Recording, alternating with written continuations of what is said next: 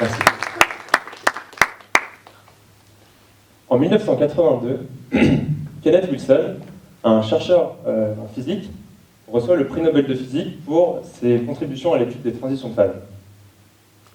Les transitions de phase sont des phénomènes très intéressants et très variés qui apparaissent quand on étudie certains systèmes physiques. On peut les définir comme la transformation d'un système passant d'un état ordonné à moins ordonné, ou inversement, et ce lorsqu'on fait varier un certain paramètre, comme la température typiquement. On peut citer plusieurs exemples. Évidemment, l'eau passe de l'état liquide à gazeux quand on fait varier la température. Le fer, qui perd ses propriétés d'aimantation au-dessus d'une certaine température. Ou encore le plomb, qui devient un matériau supraconducteur en dessous d'une certaine température. C'est ce phénomène qui est à l'origine de ce genre de belles images, où on peut voir un aimant spontanément léviter au-dessus d'un matériau supraconducteur, ce qu'on appelle l'effet Meissner. Même s'il est assez joli et très intéressant de voir notre matériau changer à vue d'œil, à l'échelle macroscopique, il est aussi assez intéressant de voir comment cette transition s'opère à l'échelle microscopique lorsqu'on considère le système comme une collection d'un grand nombre de particules qui interagissent les unes avec les autres. C'est le rôle de la physique statistique, fondée par des physiciens comme Maxwell ou Boltzmann au XIXe siècle, d'étudier ce genre de système.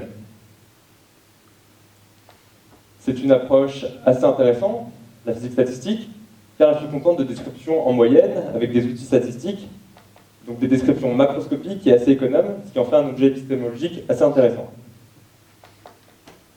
De par les modèles très riches qui y sont associés, la physique statistique intéresse beaucoup les mathématiciens, notamment les probabilistes, dont je fais partie à travers ma thèse. C'est un domaine de recherche très actif et très riche, ainsi qu'une des théories les plus prolifiques de l'histoire de la science. Elle a également le bon goût d'avoir des liens avec d'autres domaines, comme l'informatique ou encore les systèmes sociaux. Et c'est de ce lien dont j'aimerais vous parler aujourd'hui et tâcher de vous transmettre quelques idées principales. La physique statistique est capable de représenter les systèmes sociaux. En effet, on peut partir de l'idée que lorsqu'on possède un modèle de physique statistique qui représente, disons, des particules, par des objets mathématiques, on peut remplacer cette interprétation par une interprétation d'individus. Remplacer les particules par des individus dans le modèle.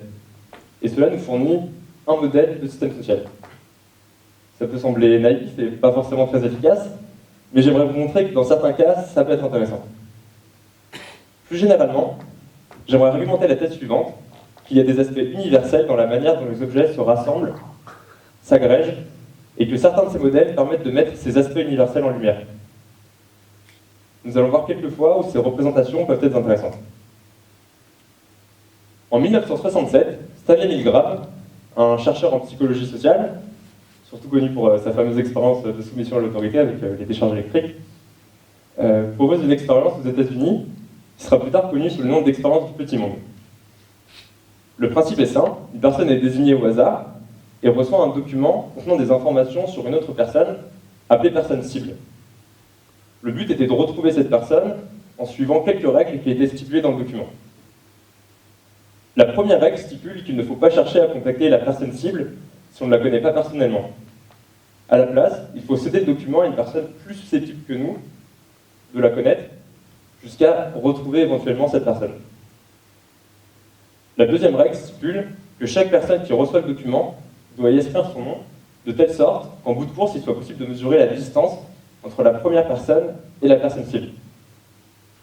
Je parle de distance parce que c'est comme cela qu'on appelle cette quantité dans la modélisation mathématique la plus courante pour ce genre de situation, celle qui utilise des graphes. Un graphe, c'est un objet mathématique assez général qui consiste en une collection d'ensembles de points qui sont reliés entre eux par des arêtes. C'est un objet assez général qui est souvent utilisé en informatique notamment. Une application fréquente des graphes consiste à représenter les individus par des sommets et les relier entre eux par des arêtes lorsqu'ils se connaissent personnellement. L'expérience de Milgram avait alors pour but de mesurer...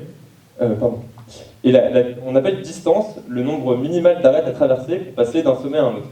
Donc ici, sur ce graphe, par exemple, la distance entre 5 et 6, c'est 2. Donc, dans l'expérience de Milgram, le but était de mesurer la distance sur le graphe des États-Unis. Beaucoup de chaînes n'ont pas abouti dans ce qu'ils ont lancé, mais plus d'une soixantaine ont atteint la personne cible, et il a alors été possible de mesurer la distance moyenne. Est-ce que vous avez une idée du résultat obtenu? Le résultat était entre 5 et 6. Et c'est vraiment minuscule quand on se rappelle qu'il y avait 200 millions d'habitants aux États-Unis à cette époque. Même s'il y a beaucoup à dire tant au niveau de la méthodologie que de l'interprétation des résultats, car c'est important, elle laisse à penser, cette expérience, que le monde est un petit monde. Ou plus précisément, qu'en moyenne, 2 individus choisis au hasard sont reliables par un chemin très très court. C'est une expérience centrale au sein de l'approche de compréhension des réseaux humains, et nous allons voir comment le monde de la recherche a essayé de s'emparer de cette question. Lorsqu'on essaye de représenter un réseau humain par un graphe, on peut penser à plusieurs candidats. On peut penser aux graphes réguliers, comme les quadrillages. Cependant, on se rend vite compte que ce ne sont pas des très bons candidats, car c'est supposé un peu trop d'uniformité sur les réseaux humains, et de plus, ils peinent à reproduire la propriété de petites distances qu'on a vu dans l'expérience de Milgram. D'autres candidats sont les graphes aléatoires, des graphes qu'on a conçus au hasard. On peut les construire comme prenant un ensemble de points, et décider de relier chaque paire de points selon le résultat d'un lancer de dés, ce qui va donner une structure très aléatoire. Ces graphes présentent la propriété de petits mondes, de petites distances, mais ils peinent à reproduire une autre propriété très présente dans les réseaux humains, la propriété de grands coefficients de clustering. Un graphe avec un grand coefficient de clustering, c'est un graphe qui va présenter beaucoup de clusters. Donc si les individus parmi nous formons un graphe avec un grand coefficient de clustering, si 2 personnes parmi vous me connaissent, il y a de fortes chances que vous vous connaissiez entre vous également. On peut reformuler cette idée par, dans les réseaux humains, dans la manière dont les individus s'organisent, ils ont une forte tendance à créer des communautés. En 1998, les chercheurs Batts et Strogatz ont montré dans un article d'importance majeure que beaucoup de réseaux, à la fois d'origine humaine mais naturelle, présentaient ces 2 caractéristiques qu'on appelle la propriété de petit monde. On peut citer le réseau d'acteurs de cinéma, où 2 acteurs qui ont joué dans un même film sont reliés entre eux. Le réseau de la collaboration scientifique, où 2 chercheurs qui ont coécrit un article ensemble sont reliés entre eux. Ou encore la structure neuronale du cerveau d'un ver, dont je ne m'amuserai pas à prononcer le nom, présente encore cette propriété de petit monde. Ces travaux, ces études ont également pu être menées sur des réseaux sociaux géants, comme Facebook, avec plus de 700 millions d'utilisateurs, 70 milliards de liens. La conclusion était que le monde de Facebook est un monde encore plus petit que le monde dans lequel nous vivions avec Milgram, avec une distance moyenne entre 4 et 5. Je pourrais vous citer encore beaucoup d'autres caractéristiques et beaucoup d'autres exemples, mais j'espère vous avoir fait intuiter ou convaincu qu'il y a des aspects très communs, si ce n'est universels, dans les réseaux humains. C'est un des rôles de la science de découvrir les phénomènes universels. Et le domaine d'étude qui s'intéresse aux phénomènes universels dans les sociétés humaines s'appelle la sociophysique ou physique sociale. Elle souhaite comprendre les phénomènes comme la formation des communautés, l'évolution des opinions ou encore l'évolution des langages. Même si ces phénomènes restent encore très mal compris, il existe beaucoup de modèles qui essayent de représenter individuellement ces aspects. Il y en a un que j'affectionne particulièrement et dont j'aimerais vous parler aujourd'hui. C'est le modèle d'Ising. C'est un modèle initialement conçu pour représenter des matériaux comme le fer, qui lorsqu'on fait varier la température, perd ou acquiert des propriétés d'aimantation. Lorsqu'on effectue la traduction de ce modèle en sociophysique, il devient un modèle de dynamique des opinions, et nous allons voir comment cette traduction s'opère sur ce modèle. C'est un modèle un peu naïf pour représenter une dynamique d'opinion, mais je pense qu'il peut bien illustrer en quoi peut consister une approche sociophysique. Lorsque l'on souhaite représenter un système physique avec le modèle d'Ising, on va prendre des particules qu'on va disposer sur un quadrillage et on va associer des moments magnétiques à ces particules. Lorsqu'on l'interprète comme un modèle sociophysique, à la place de particules, on va installer des individus sur chaque point du quadrillage et on va associer une opinion à chacun de ces citoyens, que j'ai représenté par une flèche vers le haut pour oui et une flèche vers le bas pour non. De plus, on va faire interagir chaque citoyen avec 4 de ses voisins, que j'ai représentés par des flèches vertes. Et ces interactions vont varier avec une intensité qui va dépendre d'un certain paramètre. Dans l'interprétation physique, ce paramètre est lié à la température. Mais je vais garder cette nomination dans l'interprétation socio-physique. Mais il faut garder en tête que ça mesure la force de l'interaction entre les individus. Lorsqu'on s'amuse à faire varier la température dans ce modèle, on peut constater qu'à haute température, c'est comme si aucun citoyen n'accordait d'importance à l'opinion de ses voisins, pensée de manière complètement indépendante, ce qui donne une structure très chaotique. À basse température, au contraire, c'est comme si le système global voulait atteindre un consensus, que tous les citoyens voulaient s'aligner. Entre les deux, à une température très précise, s'opère une transition de phase.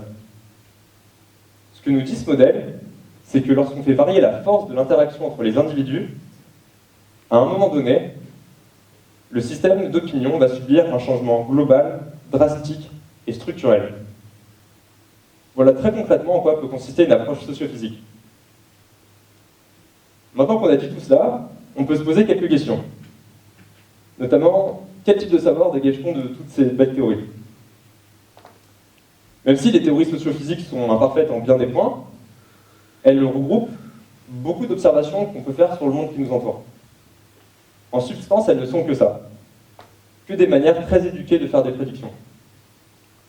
Une manière d'illustrer cela remonte à 2004, lorsque Serge Galam, un sociophysicien français, chercha à prédire le résultat du référendum de 2005 sur la signature de la Constitution européenne. Je vous montre l'évolution des opinions, des sondages à cette période. Le nom était donné comme extrêmement perdant, mais Serge Galam paria quand même dessus. De par ses connaissances sur la dynamique des opinions, il avait prédit que l'ouverture des débats permettrait au non de gagner en popularité pour gagner éventuellement. Il effectua d'autres prédictions au fur et à mesure des années sur des élections, certaines qui se vérifièrent, d'autres non. Mais pour moi, se tromper n'est pas très grave, car dans l'approche de la méthode scientifique, se tromper permet en effet de perfectionner nos théories. La méthode scientifique nous dit qu'il faut établir des théories pour ensuite effectuer des prédictions qu'on comparera à nos observations, de nos expériences, et en fonction de cette comparaison, nous allons perfectionner nos théories. Pour ça, il nous faut des données, et lorsque l'on récolte des données sur les individus pour prédire leur comportement, on peut facilement voir qu'il peut y avoir des mauvaises utilisations.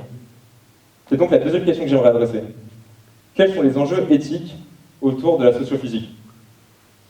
Il paraît nécessaire que les utilisateurs, sur Internet par exemple, soient en accord et conscients de l'utilisation qui est faite de leurs données, et également que de telles théories ne mènent pas à des campagnes de désinformation ou entraver des processus démocratiques comme dans l'affaire Cambridge Analytica. On pourrait rapidement se dire que prohiber ce genre de théorie, en interdire la recherche, nous protégerait de mauvaises utilisations. Mais, à mon avis, c'est en étudiant ce champ de recherche qu'on comprendra quelles peuvent être les mauvaises utilisations de cette théorie et comment s'en protéger. Je n'ai probablement plus guère de temps, mais j'aimerais finir sur ces derniers mots. Pour paraphraser Alex Pentland, un sociophysicien américain qui s'intéresse notamment aux problèmes d'éthique, de même que nous avons acquis un vocabulaire économique et épidémiologique ces dernières années, je pense qu'il serait utile d'acquérir un vocabulaire socio-physique. Utiliser des termes comme taille de cluster, corrélation entre les opinions, degré de connexion d'un média. Je pense qu'acquérir un tel vocabulaire nous permettrait de mieux comprendre des phénomènes démocratiques dans lesquels nous sommes naturellement inscrits, comme les élections, ou encore la lutte contre le changement climatique à travers la guerre des opinions qui est liée. Je vous remercie.